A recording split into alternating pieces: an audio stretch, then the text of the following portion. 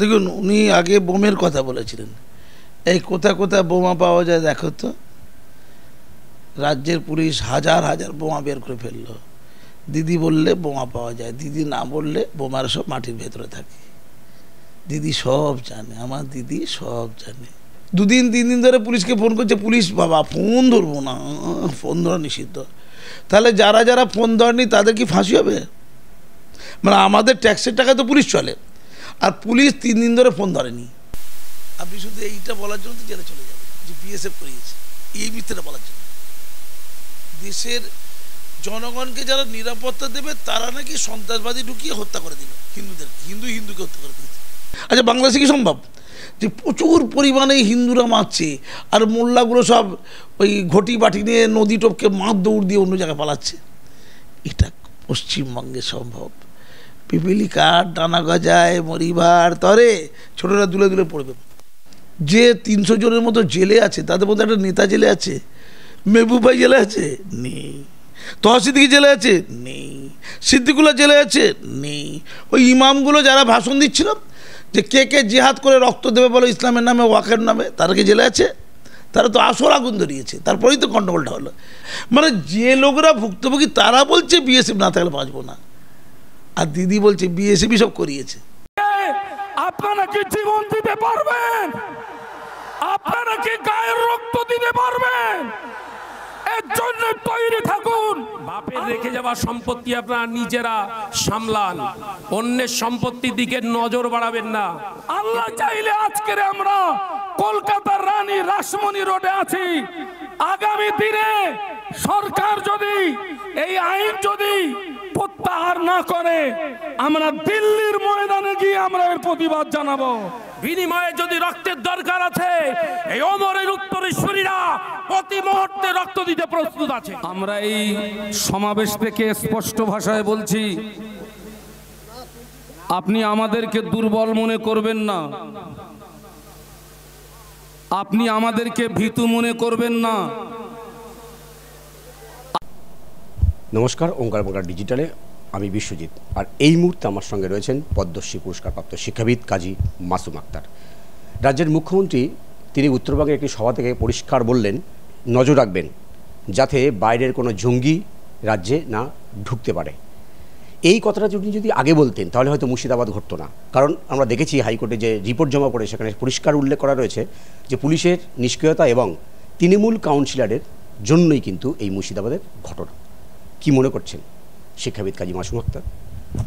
দেখুন, উনি আগে বোমের কথা বলেছিলেন। এই কোথায় কোথায় বোমা পাওয়া যায় দেখো তো। রাজ্যের পুলিশ হাজার হাজার বোমা বের করে ফেললো। দিদি বললে বোমা পাওয়া যায়, দিদি না বললে বোমার সব মাটির ভেতরে থাকে। দিদি সব জানে, আমার দিদি সব জানে। দিদির মেহবুব আছে, লাভার, প্রিয় পাত্র, তার নাম হচ্ছে মেহবুব। মেহবুবকে বলে লাভার, প্রিয় পাত্র, ছোট ভাই আর কি, অন্য অর্থে ভেবো না। আবার সে তো জ্যোতিকে সারাক্ষণ দেখা যাচ্ছে, পাকিস্তানের চর। মানে তার যে শরীরের সৌন্দর্য, এইটা নিয়ে মিডিয়া পাগলা, সারাক্ষণ তার বিকিনি পরা শরীর দেখাচ্ছে। আর অন্যান্য আরও যে 10 জন চর পাওয়া গেছে সে পুরুষ, তারা দেখানো যাবে না, শুধু জ্যোতিকে দেখাতে হবে। সে ব্লগার, সুন্দরী, সমুদ্রে স্নান করছে আর বিরিয়ানি খাচ্ছে, তারপরে ওয়াশরুমে গিয়ে মুখ ধুচ্ছে, বিরাট ব্যাপার। এগুলো বাংলার কালচার। তো দিদি মেহবুব ভালো আছে, বেশ সুন্দর দেখতে মেহবুব। মেরে মেহবুব তুঝে সালাম। কত মেহবুবা মেহবুব করছে আর কি। ওইদিকে মেহবুবা মুক্তি আছে, মেহবুবা মুফতি। তো মাননীয়া বলছেন একটু বর্ডারটা দেখতে হবে। তো মাননীয়া বিএসএফ খুব দুষ্টু না, সব বাংলাদেশ থেকে মোল্লাদের টাকা দিয়ে পাঠিয়ে ওই হরগোবিন্দকে আর চন্দনকে মেরে দিল। সব দিদি জানে, তদন্ত দরকার নেই। দিদি মাওবাদী চিনতে পারে, চোখ মুখ দেখে তোমাকেও চেনে যাবে তুমি পাকিস্তানের চর কিনা, তদন্ত লাগবে না। দিদি ওটা বিএসএফ করেছিল না? আচ্ছা, বিএসএফ কি করেছিল এটা?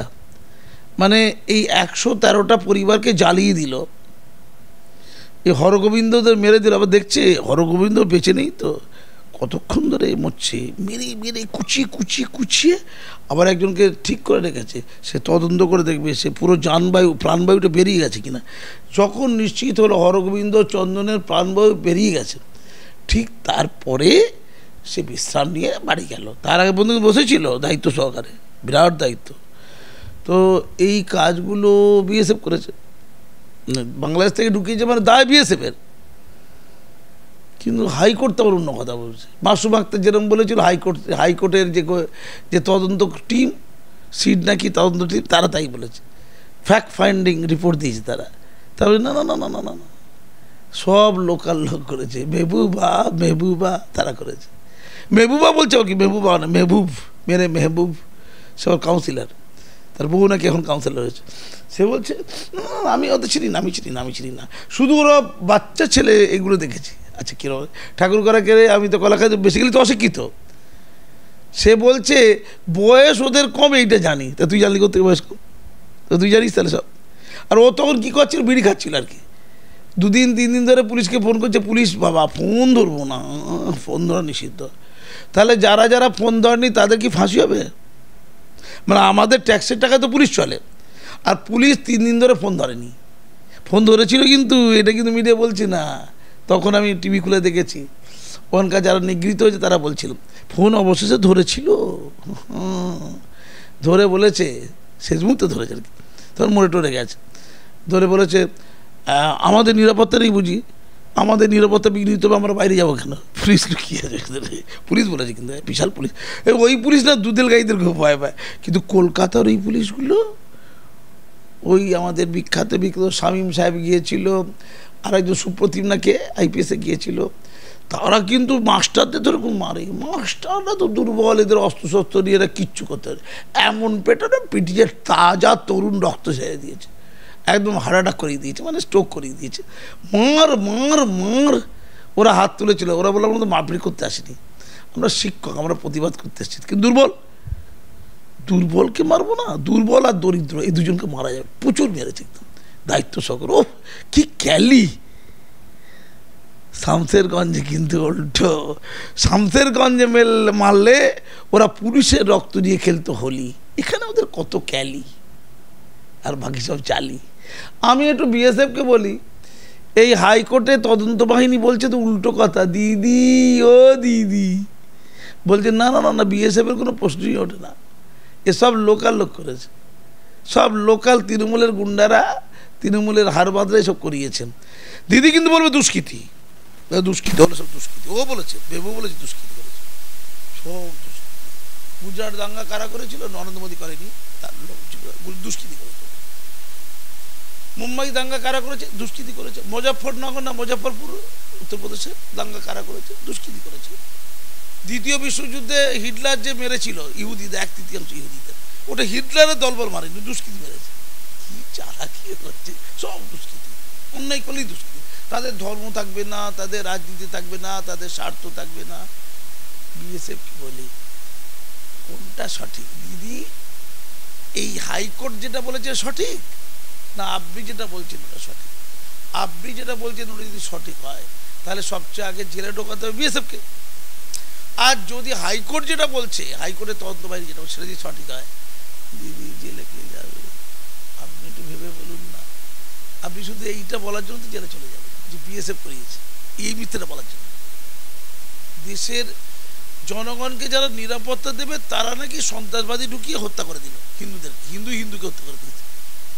কি লজিক রে ভাই!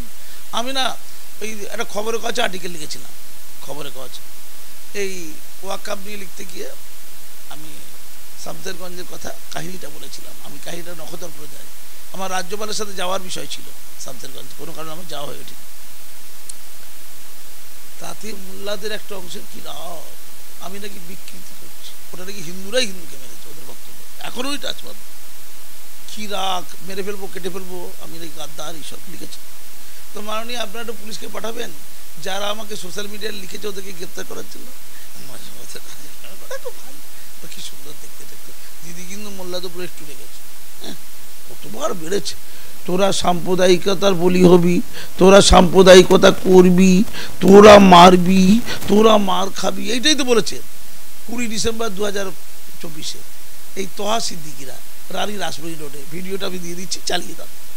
সেখানে বলছে তোহার নেতৃত্বে রাসমণি রোডে হাজার হাজার লোক সামনে দাঁড়িয়ে আছে, ইমাম মৌলানা বলছে আল্লাহর নামে কারা কারা নিজের জান দেবে, রক্ত দেবে, হাত তোলো। কি রে ভাই, এরা বলতে পারে? এবার গরম খাওয়াচ্ছে অসচেতন তরুণদের, কিশোরদের গরম খাচ্ছে, তারা মারপিট করবে। যারা জান দেয় তারা তো হরগোবিন্দ জান নেয়। কি দায়িত্ব সহকারে জানটা নিয়েছে। 113 জন, কি রাজত্ব না। আচ্ছা, পাকিস্তানে কি কল্পনা করা যায় যে পাকিস্তানের হিন্দুরা মারছে আর মোল্লারা ভয় পালাচ্ছে, রাজ্য ছেড়েছে, জেলা ছেড়ে? এটা পাকিস্তানে সম্ভব? উত্তর তামাক। আচ্ছা, বাংলাদেশে কি সম্ভব যে প্রচুর পরিমাণে হিন্দুরা মারছে আর মোল্লাগুলো সব ওই ঘটি বাটি নিয়ে নদী টপকে মাছ দৌড় দিয়ে অন্য জায়গায় পালাচ্ছে? এটা পশ্চিমবঙ্গে সম্ভব। পিপিলিকার ডানা গজায় মরিবার তরে, ছোটরা দুলে দুলে পড়বে, এরা ধ্বংস হয়ে যাবে। এরা পিপিলিকা, আমি জানি, এই কমিউনিটিকে চিনি, এরা পিপিলিকা। এরা যখন ধ্বংস হবে তখন পাঠ্যপুস্তকে উঠে যাবে, তখন বাচ্চারা টয়লেটে পড়বে। পিপিলিকা ডানা গজায় মরিবার তরে, দিদি এটা হওয়ার আগে দেখে ভরে দিন, জেলে ভরে দিন আপনার প্রিয় পাত্রদা। আচ্ছা, কেন আপনি কেন 300 জনকে জেলে ঢুকিয়েছিলেন বলুন তো? ওরা তো কিশোর, ওরা তো বোঝে না। ওদেরকে 200-500 করে টাকা দেওয়া হয়েছে পাথর ছোড়ার জন্য, ওরা কিচ্ছু বোঝে না। ওদেরকে এখান থেকে বলে দেওয়া হয়েছে, করে একজন করায় একজন, খুন করে একজন, খুন করায় একজন, দাঙ্গা করে একজন, দাঙ্গা করায় একজন, যে করায় সে হচ্ছে। বাবা, সিদ্দিকুল্লাহ কি জ্ঞানী, কি জ্ঞানী! সে গ্রামকে টাইট করে দিয়েছে, মানে শামসুরগঞ্জকে, এবার কলকাতা টাইট করে দেবে। এই কোনো গর্তভর্ত নিয়ে আমি লুকাবো, ভয় লাগছে আমার। কলকাতা টাইট কিন্তু করা শিমুল দিয়ে দিয়েছে যে গেরুয়া পতাকা কলকাতা থাকা যাবে না, সব জায়গায় সবুজ থাকবে, পাকিস্তানের পতাকা উঠবে। গেরুয়া পতাকার জন্য নামিয়ে দিয়েছে গাড়ি থেকে সেই তোহা আর সেই সিদ্দিকুল্লাহ ঘুরে বেড়াচ্ছে, দুজনই বস, মোল্লাদের বস। এদের নিয়তি দেখছি আর কি। এরা কি সুস্থভাবে মৃত্যুবরণ করবে আমি জানি না, সুস্থভাবে কিনা আমার বড় ডাউট আছে। আমার কমিউনিটির লোক, ওদের জন্য বড্ড ব্যথা মনে আমার, জানেন তো। আমার কোন কোন জায়গায় ব্যথা রে বললাম, আমি বলবো ওই ওই জায়গায় ব্যথা আছে। ওরা মরবে অপঘাতে, আমি নিশ্চিত। হয় ওরা মরবে, নাহলে বাংলার অগণিত সাধারণ খেটে খাওয়া, অসচেতন, দুর্বল, দরিদ্র মানুষদের মারবে। যে 300 জনের মতো জেলে আছে, তাদের মধ্যে একটা নেতা জেলে আছে, মেহবুব ভাই জেলে আছে নেই, তহসিদ্দিকি জেলে আছে নেই, সিদ্দিকুল্লাহ জেলে আছে নেই। ওই ইমামগুলো যারা ভাষণ দিচ্ছিল যে কে কে জিহাদ করে রক্ত দেবে বলো ইসলামের নামে, ওয়াকের নামে, তারা কি জেলে আছে? তারা তো আসল আগুন ধরিয়েছে, তারপরেই তো গন্ডগোলটা হলো। এখন জেলে আছে নেই। এমএলএ, ওর নাম আমিরুল্লাহ কি নাম, সে জেলে আছে নেই। যে জঙ্গে এহলানে জং করবে আর কি বলেছিল, সে চেয়ারম্যান নাকি, সে জেলে আছে নেই। জেলে আছে কারা? আগামী প্রজন্মের 12-13-14 বছরের বাচ্চা ছেলেরা, তাদেরকে পাথর দেওয়া হয়েছে, তাদের পেটে খিদে আছে, 20 টাকা দিলেই বিক্রি হয়ে যাবে। মানে তোমাকে মারার জন্য ক টাকা লাগবে? কয়েকটা টাকা মাত্র, 2-3 হাজার টাকা যথেষ্ট একটা মানুষের প্রাণ ওদের কাছে। ওরা নিয়ে নিয়েছে, হরগোবিন্দর প্রাণ নিয়ে নিয়েছে, দায়িত্ব সহকারে নিয়েছে, হেভি দায়িত্ব ছিল, প্রাণনার দায়িত্ব, গদ্য জ্বালিয়ে দিয়েছে। আবার কী বলুন, দৌড়চ্ছে এবারই বাবা, মুর্শিদাবাদ থেকে মালদা তো হবে না, ভয় লাগছে। ওখান থেকে চলে গেল একদম ঝাড়খণ্ড। আবার শাসক দল যা নিজের বাড়িতে ঢুকিয়ে দিয়েছে, আবার তেড়ে মেরে ঢুকিয়ে দিয়েছে।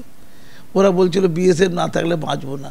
মানে যে লোকরা ভুক্তভোগী তারা বলছে বিএসএফ না থাকলে বাঁচবো না, আর দিদি বলছে বিএসএফই সব করিয়েছে। আচ্ছা ধরো তোমার বাড়ি যদি কোনো লোক পুড়িয়ে জ্বালিয়ে দেয়, সবচেয়ে আগে বুঝবে তুমি তো, তুমিই বলছো আমার ওই লোককে দরকার, বিএসএফকে, আর দিদি বলছে সব করিয়েছে বিএসএফ। কি ভয়ঙ্কর রাজ্যে বাস করছি আমরা। দিদি, হাইকোর্টের তদন্ত বাহিনী কি বলছে? দিদি ভালো আছেন তো? আপনার ক্ষতি হবে না, আপনার বয়স হয়ে গেছে, একটা কমিউনিটি শেষ হয়ে যাবে। দিদি মায়া হচ্ছে আমার ছেলেগুলোর জন্য। ও ছেলেগুলোর জন্য জামিন নিতে কেউ গেছে কি? সিদ্দিকুল্লাহ সাহেব, আপনি কি ওই 300 জনের জামিনের জন্য গেছেন? ওরা তো ডিস্ট্রয় হয়ে গেল। ওরা তো কেউ ডাক্তার হতে পারতো, ইঞ্জিনিয়ার হতে পারতো, ওরা কেউ ভালো ইমামও হতে পারতো, 5 ওয়াক্ত নামাজ পড়বে, সারা রাত ধরে কোরআন খতম করবে, ইমামও হতে পারতো, ওরা পাইলট হতে পারতো, ওরা রাজ্যের মুখ্যমন্ত্রী হতে পারতো, প্রধানমন্ত্রী হতে পারতো, রাষ্ট্রপতি হতে পারতো। ওরা লাস্টে জঙ্গি হলো, সাম্প্রদায়িক হলো, খুনি হলো, ওরা জেলে আছে। ওদের পরিবারের পাশে দাঁড়াবেন আপনারা? হয়তো দেখা যাবে ওদের মধ্যে কেউ কেউ একমাত্র রোজগারের ছেলে, হয়তো 14, 15, 16 বছর, 20 বছর বয়স, একমাত্র রোজগারে। কেউ তাদের পুনর্বাসন দেবে না। তারা হয়তো বিয়েও হয়ে গেছে, তারা তো বাচ্চাও আছে, হতে পারে 2-4টে হতে পারে, সব বাকি কিন্তু বাচ্চা একদম সব। সেই বাচ্চার পাশেও কেউ দাঁড়াবে না, সেই তার স্ত্রীর পাশেও কেউ দাঁড়াবে না, তার বাম্মার পাশেও দাঁড়াবে না। হরগোবিন্দর পাশে 10 লক্ষ টাকা নিয়ে যাওয়ার জন্য কম্পিটিশান হয়েছে। দিদি বলছে আমি দেবো, শুভেন্দু বলছে আমি দেবো, কম্পিটিশান হচ্ছিল কে আগে দেবে 10 লাখ। এদের হলো 10 লাখ, ওদের সবাই হয়ে যাবে ফাঁক, কেউ কিচ্ছু পাবে না, সাড়ে সর্বনাশ। কিন্তু অসহায়, পাপ করেছে ওরা, যে করেছে পাপ, পাপ করলো কে, করালো কে? আমি জনগণকে বলছি, আমি আদালতকে বলছি, আমি বিজেপি দলকে বলছি, আমি নরেন্দ্র মোদীকে বলছি, ওরা ধর্মে ওখানে সংখ্যা লঘু, কিন্তু ভারতবর্ষে ওরা সংখ্যা গুরু।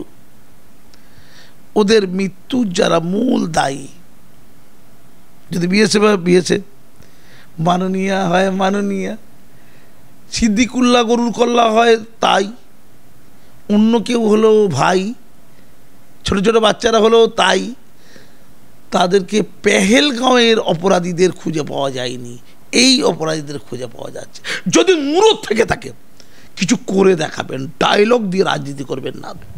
মুর্শিদাবাদের ঘটনার পর রাজ্যের মুখ্যমন্ত্রী দাবি করেছিলেন যে বিএসএফের জন্য এই ঘটনাটা ঘটেছে এবং বাইরে থেকে লোক আনা হয়েছে এবং সেই লোক এনেছে বিএসএফ। কিন্তু কলকাতা হাইকোর্টে যে রিপোর্টটা জমা পড়েছে তার দাবি কিন্তু সম্পূর্ণ আলাদা।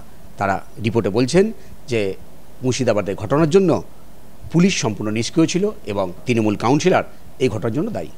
তাহলে প্রশ্ন উঠছে, মমতা বন্দ্যোপাধ্যায়ের এই দাবিটা তাহলে তিনি যে তুললেন, তাহলে কি তার বিরুদ্ধে কোনো ব্যবস্থা গ্রহণ করবে প্রশাসন?